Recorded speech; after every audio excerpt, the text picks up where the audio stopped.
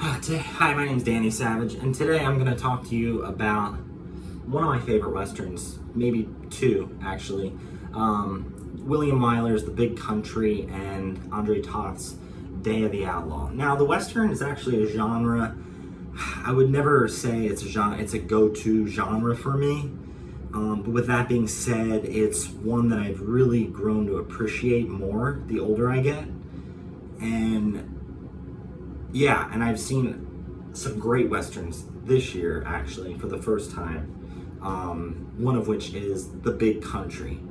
The Big Country was released in 1958 and directed by William Wyler. It stars Gregory Peck, Charlton Heston, Burl Ives, Gene Simmons. Absolutely loved this movie. I think, for me, the westerns that I love the most are the ones, I think the western, first off, the American Western has a lot of them follow a sort of similar formula at times, or they have similar tropes. And I think the best Westerns rise above that and dig deeper, are a little more complex. And I think the image of masculinity that most certainly was perpetuated by the American Western is being deconstructed in The Big Country. And I think that's one of its most interesting aspects.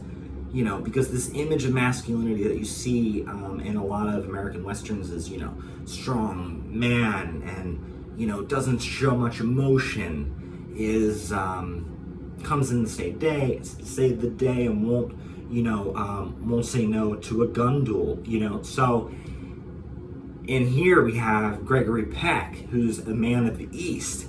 He comes out west to meet to marry his bride-to-be. And finds he's a little out of place, and his fiance and her father. I mean, really, those two characters are really have similar values. Are kind of look at him as a sort of being cowardly, or she worries that, well, what will the people think? In terms of him kind of standing down when he is challenged. By the local, some like local hotshot or what have you. And, he's like, his kind of argument is like, well, who cares what people think, and I'm not going to get into this. He's a really non-confrontational, chill dude. And Gregory Peck, fantastic in here. I really love Gregory Peck. I mean, he's one of the great actors from Hollywood's golden age, and this is just a fantastic performance from him. But let's just stop and talk about this cast for a second. Burl Ives, holy shit. This man is brilliant. It's funny, when I watched this movie, the first thing I thought of, I recognized the voice immediately. And it took me a minute, but I was like, Rudolph the Red-Nosed Reindeer. Yeah, and I also recognized him. I had seen Cat on a Hot Tin Roof when I was a kid, so, and of course he's in that as well. But Oscar-winning performance, actually, from Burl Ives here, and he is just fantastic. I love his performance. I mean, I'm gonna go out and say here that I think this is one of my favorite performances from an actor of all time. I love it. I love him in this role. And Gene Simmons, strong female character here. I really like her, potential love interest for Peck. And of course, Charlton Heston. Say what you will about Charlton Heston's acting. I actually think he was a great actor. But even more than that, he has such charisma and star power, and that voice, of course, iconic. And I think he's great here. I really love his role. He plays not at top billing, which was kind of unusual for Charlton Heston at the time. I mean, he was a big star at this time. But he plays this one supporting characters, and it's a great role for him. And, you have this sort of love triangle aspect going on between him, Gregory Peck, and Peck's fiancée, who I can't remember that actress's name. I think I might know, but I don't want to say her name. But yeah, I mean, it's just, I think Charlton Heston's one of those actors you get like, he is like the star charisma kind of maybe exceeds his acting ability, but I still think he's a great actor. But yeah, what else? This movie is just gorgeous. I mean, the way William Wyler captures landscapes. Speaking of William Wyler, one of the great unsung directors from Hollywood, from film history. I mean, he's great. Just a year later, he would team up with Charlton Heston again for, of course, Ben-Hur, one of his most iconic films. But before this, I mean, he had directed many excellent films. Just to name a few, The Best Years of Our Lives, which is an incredible war film about the effects of the war on these young men after they'd come back from World War II. And it was released just after World War II in 1946.